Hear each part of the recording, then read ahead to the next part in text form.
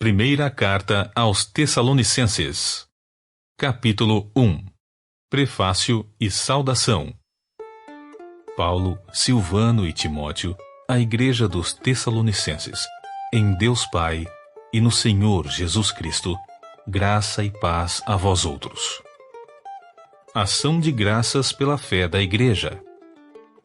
Sempre agradecemos a Deus por todos vós, mencionando-vos em nossas orações. Recordamo-nos constantemente, na presença do nosso Deus e Pai, do vosso trabalho que resulta da fé operosa, do amor fraternal abnegado e da perseverança, que vem de uma convicta esperança em nosso Senhor Jesus Cristo, reconhecendo, irmãos amados de Deus, que fostes eleitos por Ele, porque o nosso Evangelho não chegou a vós somente por meio de palavras, mas igualmente com poder, no Espírito Santo, e em plena certeza de fé. Sabeis muito bem como procedemos em vosso benefício quando estávamos convosco.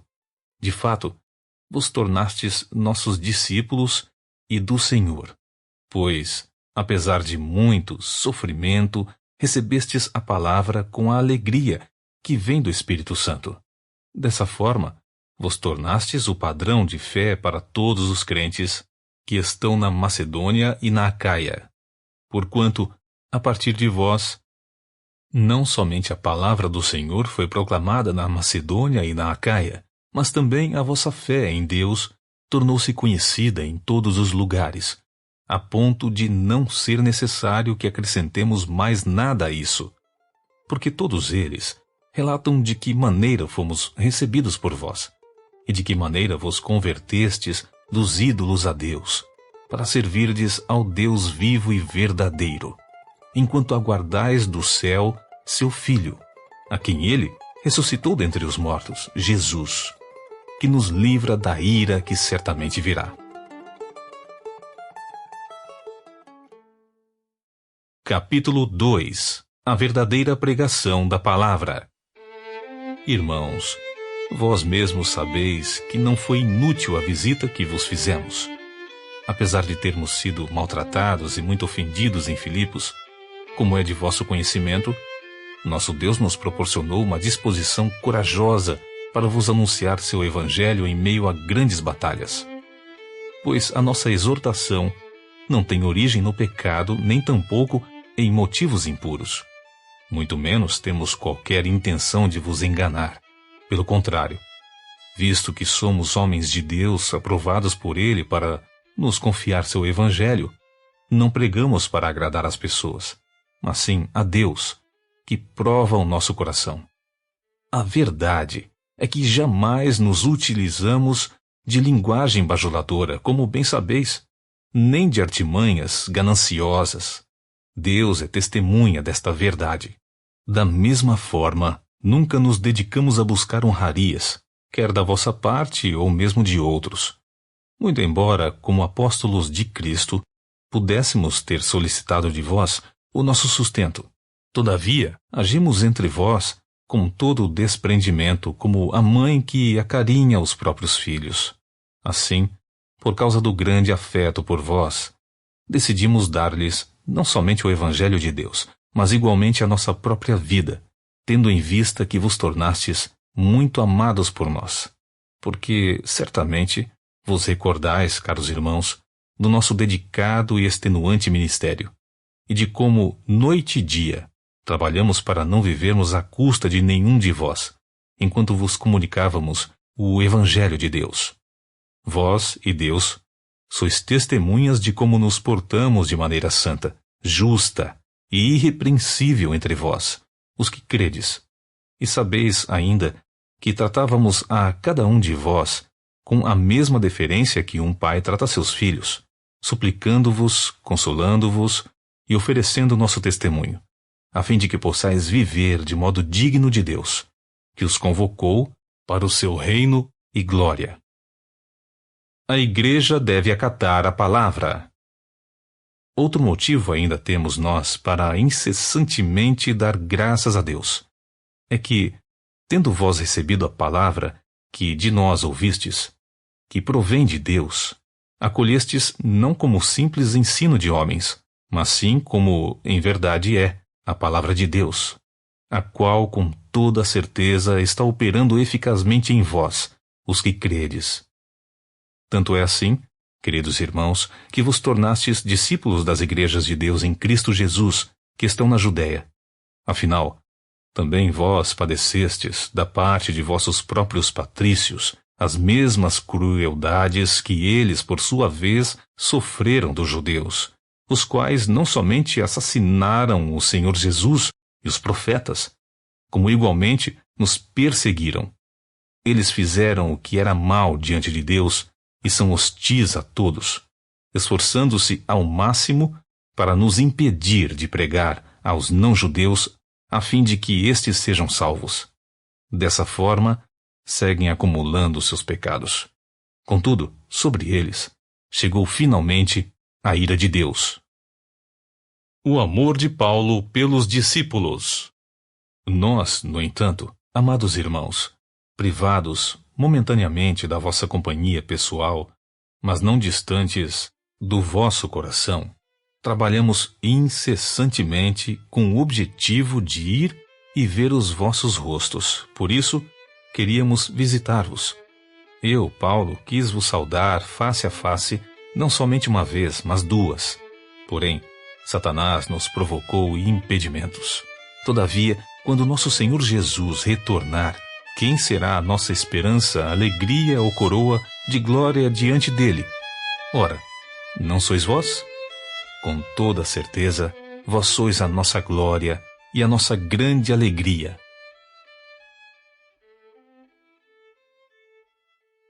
Capítulo 3. Paulo envia Timóteo em missão. Por isso, não podendo mais suportar nossa preocupação por vós, achamos melhor ficarmos sozinhos em Atenas. E desse modo, enviamos nosso irmão Timóteo, cooperador de Deus no Evangelho de Cristo, para vos fortalecer e vos encorajar na fé, a fim de que ninguém fraqueje diante dessas aflições, porquanto estáis bem informados de que fomos destinados para isso. Pois, quando ainda estávamos convosco, já vos advertíamos que haveríamos de sofrer tribulações, como de fato ocorreu, como também é de vosso pleno conhecimento. Foi por isso que, já não me sendo mais possível continuar aguentando, enviei Timóteo para conhecer o estado da vossa fé, temendo que o tentador vos tivesse seduzido, tornando inútil todo o nosso empenho. Timóteo retorna com boas novas. Agora, contudo, Timóteo acaba de chegar da vossa parte, dando-nos boas notícias a respeito da fé e do amor que tendes.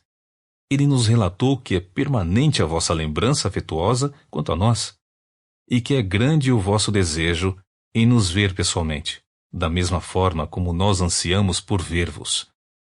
Por isso, irmãos, em toda a nossa necessidade e tribulação nos sentimos encorajados quando soubemos da fé que tendes, porquanto, se estáis firmes no Senhor, há mais alegria em nossa vida, pois quanta gratidão podemos expressar a Deus por vós, diante da grande satisfação com que nos alegramos por vossa causa perante nosso Deus, suplicando continuamente, noite e dia, para que possamos ver o vosso rosto e suprir o que falta à vossa fé. Que o próprio Deus, nosso Pai, e nosso Senhor Jesus preparem o nosso caminho até vós.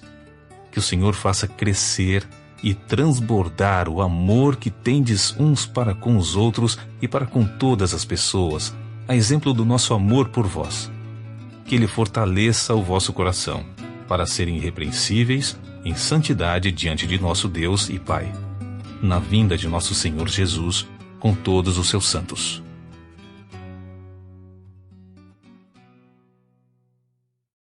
Capítulo 4. Vivendo para adorar a Deus. Quanto ao mais, caros irmãos, já vos orientamos acerca de como viver a fim de agradar a Deus, e de fato, assim estáis caminhando. Agora, vos rogamos e encorajamos ao Senhor Jesus que, nesse sentido, vos aperfeiçoeis cada vez mais. Pois sabeis os mandamentos que vos recomendamos pela autoridade do Senhor Jesus. A vontade de Deus é esta, a vossa santificação. Por isso, afastai-vos da imoralidade sexual.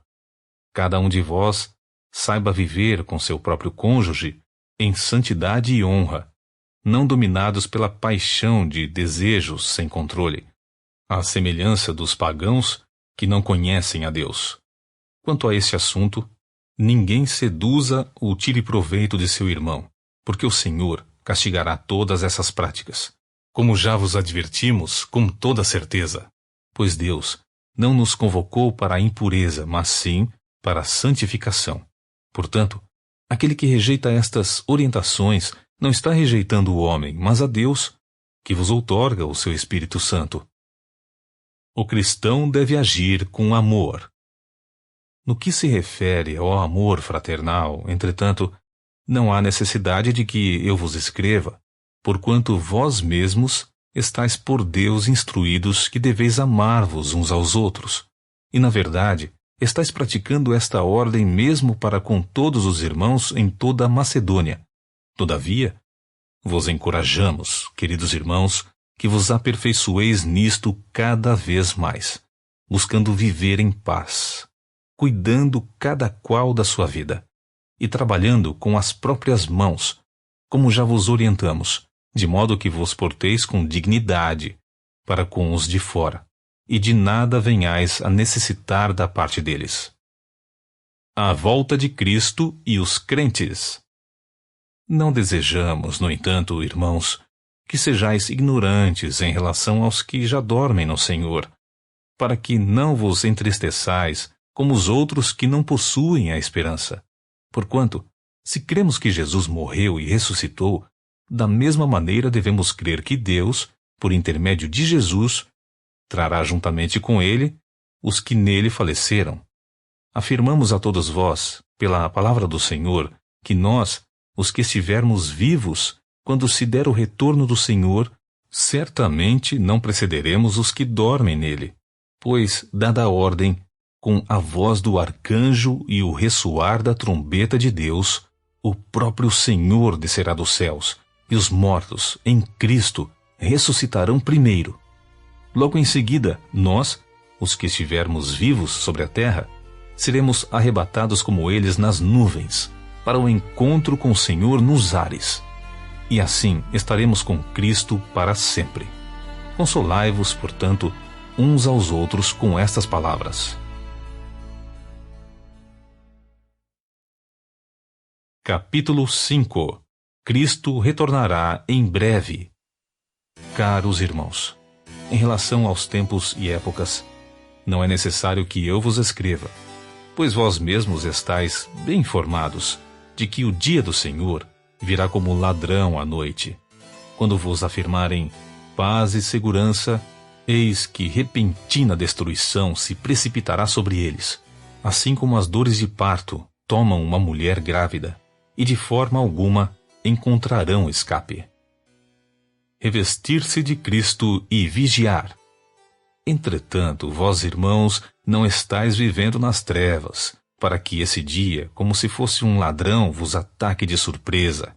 Porquanto, vós todos sois filhos da luz e filhos do dia. Nós não somos da noite, muito menos das trevas. Assim, pois, não durmamos como os demais, mas estejamos alertas e sejamos sóbrios.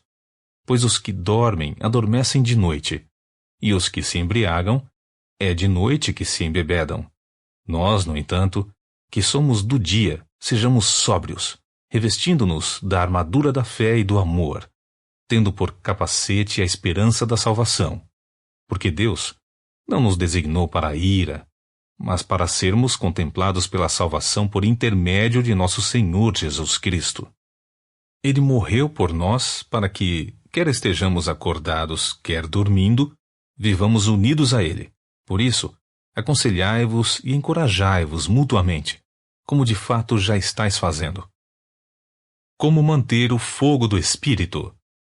Caros irmãos, agora vos suplicamos que dedicais toda a consideração para com os que se esforçam no ministério, os quais vos lideram e aconselham no Senhor, e que os tenhais na mais alta estima, expressando vosso amor e reconhecimento pela obra que realizam para convosco. Caminhai em paz uns com os outros. Irmãos, também vos exortamos a que admoesteis os sonolentos, consoleis os desanimados, ampareis os fracos e sejais pacientes com todos. Evitai que ninguém retribua o mal com o mal, mas encorajai que todos sejam bondosos uns para com os outros. Conservai permanentemente a vossa alegria, orai constantemente, dai graças em toda e qualquer circunstância, porquanto essa é a vontade de Deus em Cristo Jesus para convosco. Não apagueis o fulgor do Espírito, não trateis com desdém as profecias, mas examinai todas as evidências, retende o que é bom, afastai-vos de toda a forma de mal. Oração pela vida integral na Igreja.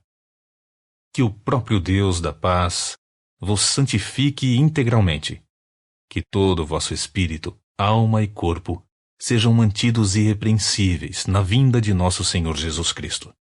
Aquele que vos chama é fiel, e ele também o fará. Pedido de oração e saudação final. Irmãos, orai por nós. Saudai todos os irmãos com um beijo santo. Encarrego-vos pelo Senhor que esta carta seja lida para todos os irmãos. Bênção apostólica. A graça de nosso Senhor Jesus Cristo esteja em todos vós.